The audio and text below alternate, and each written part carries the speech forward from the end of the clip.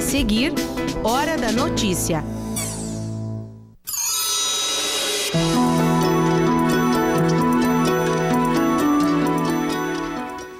Remanejo de alunos de escolas estaduais começa amanhã. Hoje nós vamos falar sobre este assunto com o coordenador da 7ª CRE, o professor Elton Luiz Demarque.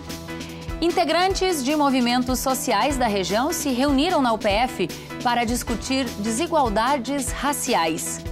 E ainda, para um bom desempenho no Enem, candidatos participam de um intensivo oferecido aqui pela UPF. Hoje é segunda, 23 de outubro, é hora da notícia.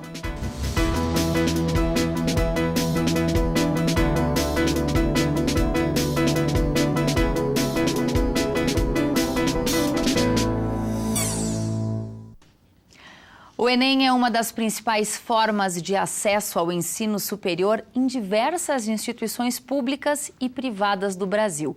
E para ajudar candidatos para um bom desempenho no Exame Nacional do Ensino Médio, a UPF realizou mais uma edição do Intensivo Enem. O tamanho da fila mostra o interesse desses jovens com o Enem. E para ir bem na prova, aproveitar as oportunidades é uma forcinha a mais para encarar um exame tão concorrido. Fazer administração. E como é que tá assim o teu estudo? Tá se preparando bem? Estou me preparando, agora eu vou fazer um intensivo, né? Para tirar as dúvidas. Quanto tu acha que tu precisa para ter uma boa colocação de pontos? 600 pontos, no mínimo. Para conseguir a bolsa integral, né? Se a pontuação é o que vai definir o curso, o local e a bolsa de estudos, toda oportunidade é válida. Por isso, aqui tem gente da região e de bem longe. Camila, me conta, tu é daqui do Sul, mas tá morando no Pará, tá passeando por aqui, ficou sabendo do intensivo da UPF, aproveitou para ter uma aula. Sim, aproveitar a oportunidade, né? Porque esse intensivo assim vai abrir mais a mente nessa reta final, né? É bom assim ter uma coisa que resume. E daí introduz a gente, né, mais para fazer a prova, assim, sabe? Mais um complemento. O sábado foi intenso para eles. Durante todo o dia, eles tiveram aulas sobre redação, português, matemática, enfim, sobre as diferentes disciplinas que são aplicadas no exame. Cada vez mais a gente nota isso, né? A gurizada, o jovem está se dando conta que o Enem é a principal porta de entrada para a universidade. É um processo cultural, né? De mudança, de percepção de cenário e, de fato, fazer as provas do Enem é uma porta de entrada quase que assegurada se você também está preparado para o vestibular. Ele pode escolher se ele quer utilizar a prova do Enem ou não, ou se ele quer somar a prova do Enem a média que ele teve aqui no nosso vestibular e então ser aprovado no curso que escolheu. E nesta edição, cerca de 350 jovens de 47 cidades participaram. Uma mostra que o Intensivo Enem UPF vem crescendo ano após ano. É uma atitude inteligente, é uma opção inteligente. Vou fazer o Intensivo Enem na UPF porque isso me dá possibilidades de ter mais um caminho para ser aprovado no vestibular. Inclusive conseguindo bolsas, né? Bolsas importantes. Isso. O Enem, o resultado dele é diretamente responsável pelo conceito, pela nota que o aluno vai obter. E essa nota será a classificação dele, né? Definitivo ou não para um vestibular. É um caminho importante, sem dúvida. Alunos que frequentam escolas que estão paralisadas pela greve dos professores do Estado há 45 dias poderão ser remanejados para outras escolas a partir de amanhã. A determinação foi dada às coordenadorias regionais pela Secretaria Estadual da Educação. E para a gente entender um pouco mais dessa medida, nós convidamos o coordenador da 7ª CRE, o professor Elton Luiz Demarque, que está há 34 dias no cargo, é um novo coordenador. Seja bem-vindo, professor, aqui ao UPF TV em sua primeira visita, em sua primeira entrevista agora como coordenador da 7ª CRE. Obrigado, Thais. Professor, qual é a situação das escolas em greve na regional aqui de Passo Fundo? Segundo o nosso levantamento que a gente faz diariamente sobre a greve, aqui em Passo Fundo, na atualidade, hoje nós temos 2 escolas, paralisação total, e 12 escolas parcial, que são 39 escolas. No interior nós temos 84 escolas, nós temos no parcial 6 escolas e 7 total de greve. Esse número é considerado baixo pela 7ª Coordenadoria? No geral, né, nós temos em torno de 123 escolas e dessas 123 está funcionando normalmente aí praticamente quase todos, 95%. São 12 parcial e 7 com paralisação total. Dentro do estado, em todo o estado, é em torno de 4%, né, no geral. E no Passo Fundo, em nossa região, não se deixa de avaliar mais ou menos da mesma forma, um pouquinho mais intensivo em termos de Porto Alegre, a Grande Porto Alegre. Havia uma expectativa de que o remanejo poderia começar a partir de hoje, mas, na verdade, a Secretaria de Estado da Educação deu prazo até amanhã. A 7ª CREA inicia amanhã.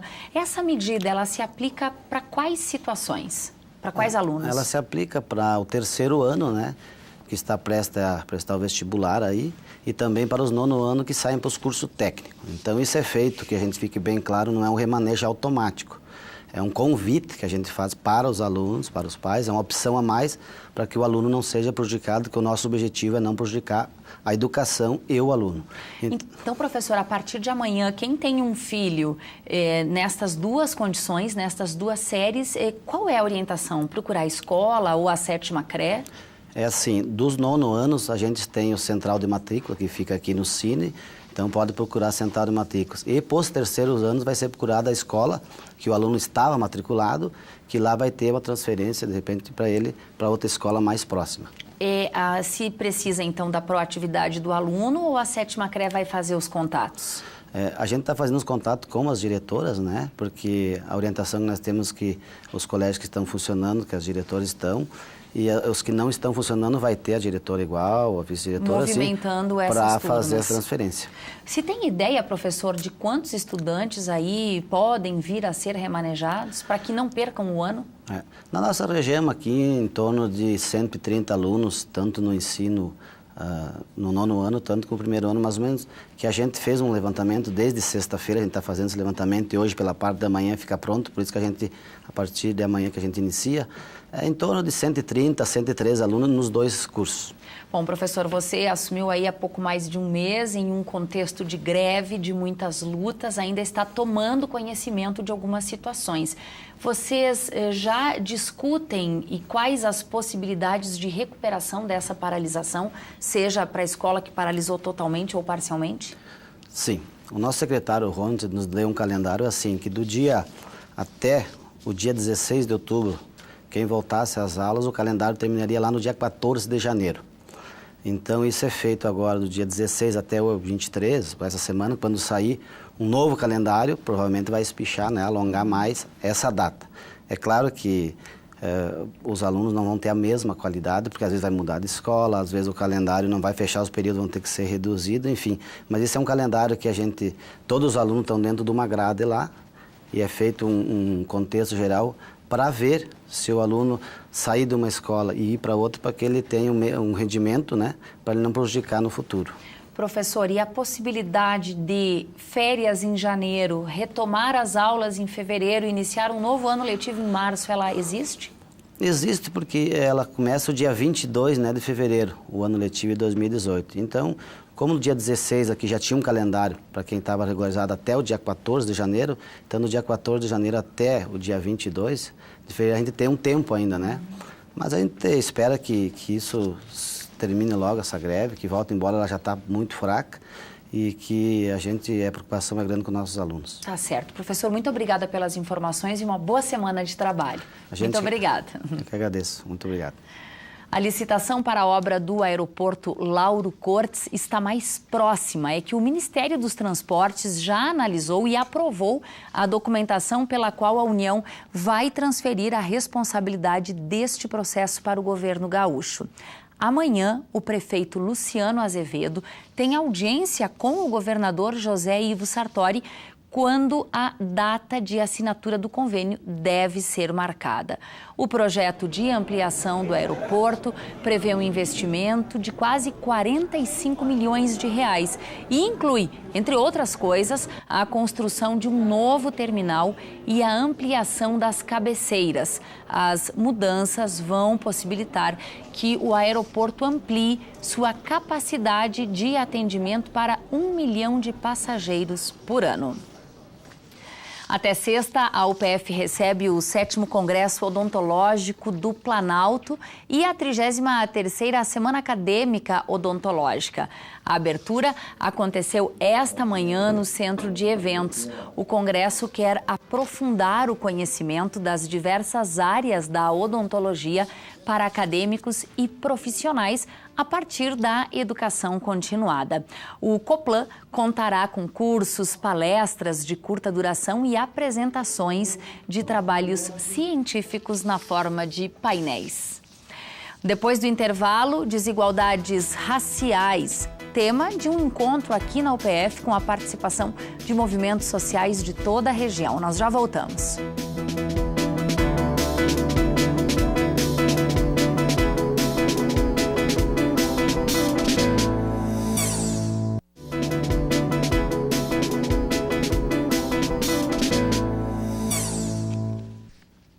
O Jantar Baile foi uma das atividades para celebrar as 6 décadas da FEAC, Faculdade de Ciências Econômicas, Administrativas e Contábeis aqui da UPF.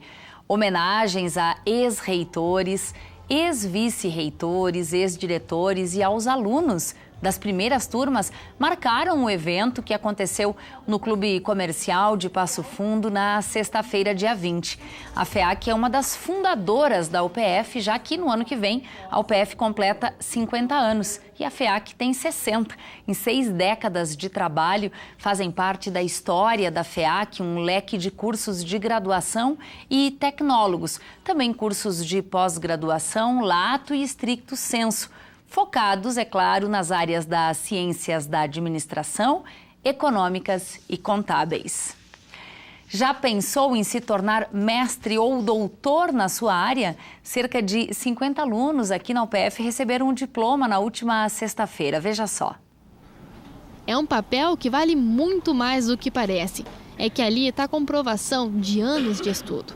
E foi pensando justamente nisso que a UPF resolveu fazer a sua primeira cerimônia de diplomação dos formados mestres e doutores aqui pela universidade. Então a gente pensou em criar um evento onde a gente pudesse reconhecer o trabalho de todos, dar destaque para esses novos mestres, novos doutores, exaltar o estricto sensu da UPF. Atividade inédita na Universidade de Passo Fundo, mas é uma coisa que seria um pouco mais corriqueira nas instituições inglesas e americanas. A pós-graduação dá continuidade ao que nós precisamos no mundo atual, que é ser estudantes eternos. Normalmente a gente não faz esse tipo de celebração conjunta, né?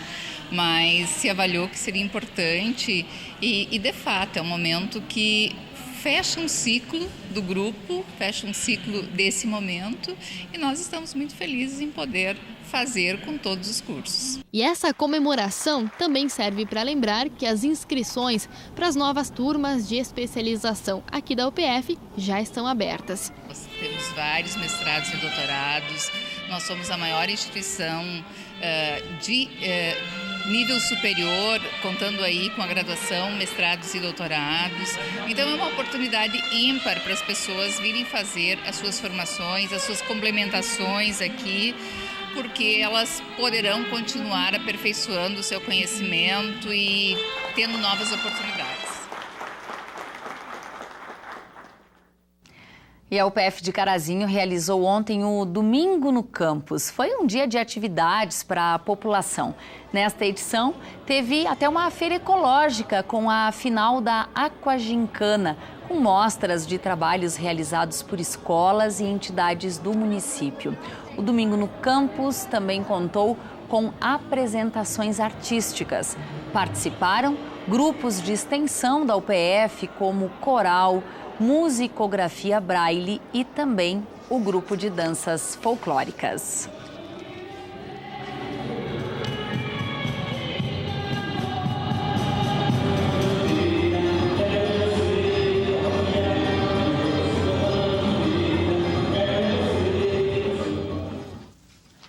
E amanhã tem mais uma edição do projeto Física na Praça. A ideia é promover o conhecimento sobre a física através de experiências práticas como eletrostática, pressão, flutuação e outros.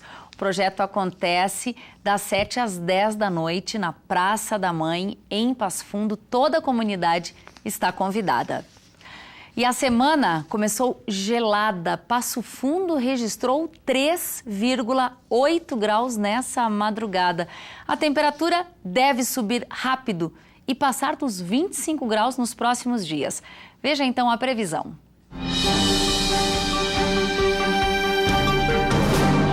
Previsão de uma terça-feira com céu nublado em Passo Fundo sem chuva. Mínima de 11 graus e máxima de 27. A quarta-feira será de tempo chuvoso em Passo Fundo durante todo o dia. Mínima de 16, máxima de 25 graus.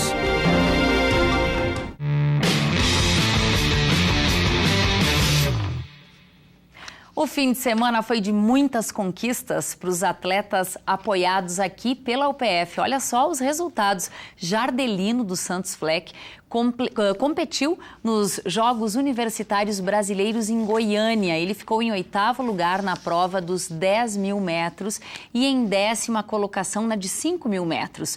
Os atletas Karen Bruneto, Maicon Mancuso e Thiago Pérez participaram da rústica Sicredi Clube Juvenil Sesc. A prova aconteceu domingo em Passo Fundo.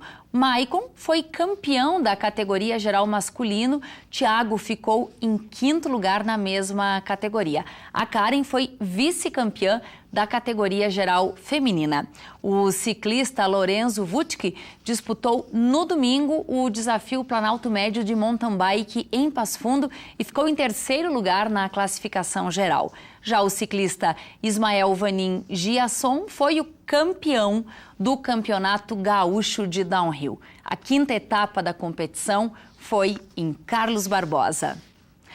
Tá a fim de acompanhar um espetáculo de teatro que acontece hoje e amanhã em Passo Fundo? A atriz Betinha Mânica é quem faz o convite.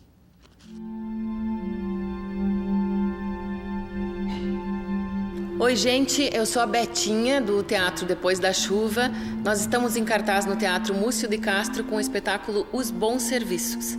Um solo que eu faço baseado na obra do Júlio Cortázar. Estamos convidando você para nos assistir nessa segunda e nessa terça-feira às 20 horas.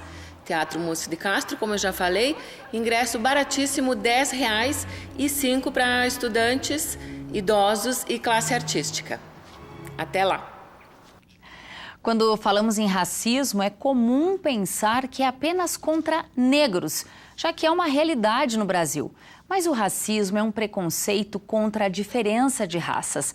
Aqui no país, os negros representam mais da metade da população e, mesmo assim, a discriminação ainda é um desafio a ser vencido.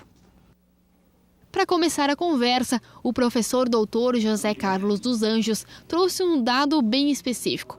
É que 63 jovens negros são mortos de maneira violenta todos os dias aqui no Brasil. Realidade que ele também encara como um genocídio. Na descrição, o extermínio de uma comunidade étnica, racial ou religiosa. Então, como acreditar que não existe racismo no Brasil?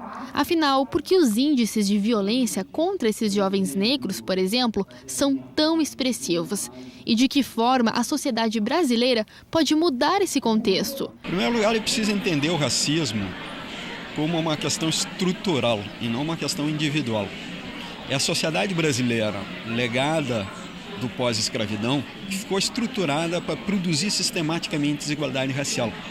Então, essa correção da desigualdade não depende da boa vontade apenas dos indivíduos ou de seus esforços para atingir sucesso de forma individual, mas para o conjunto da população negra, para que a população negra se coloque num patamar de igualdade, de forma que os preconceitos se desfaçam no cotidiano, é fundamental que hajam políticas de Estado de reparação das desigualdades sociais, que possam corrigir uma desigualdade que se refaz continuamente. E além de debatido, o assunto também foi cantado. O grupo Alforria, aqui de Passo Fundo, mostrou um pouco da música e da história do negro aqui na cidade.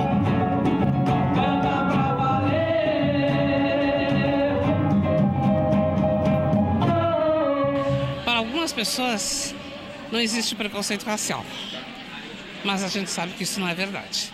A gente se depara com esse problema desde o momento que a gente nasce até a morte, e todos os dias e quase todas as horas. Eu sempre digo que ser negro no Brasil é muito difícil, é doloroso até. No Rio Grande do Sul, muito mais. Uma das coisas que eu prego muito no grupo é nós ensinarmos as nossas crianças, eu tenho meu neto, a conviver com essa questão, né? Negrinha, sou negrinha. Negrinho, sou negro e tenho orgulho. E conta a história. Eles, se chamarem ele de negro, ele vai contar toda a história do negro a quem passou. Assim a gente consegue sobreviver, viver na sociedade extremamente racista como é a nossa. Debater o racismo, resgatar o conceito de raça e toda a sua complexidade é fundamental no espaço da universidade. Trazer o professor José Carlos aqui na universidade é uma grande satisfação para todos nós, porque é um intelectual negro que fala de um ponto de vista de toda a sua história. É fundamental que a formação dos nossos alunos, dos diversos cursos, até das atividades de ensino, pesquisa e extensão, possam ter como pauta essa temática.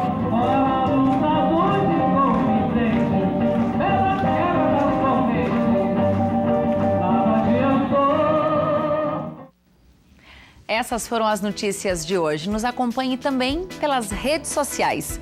Amanhã, ao 12h30, nós estaremos de volta com novas informações. Uma ótima semana para você e até lá!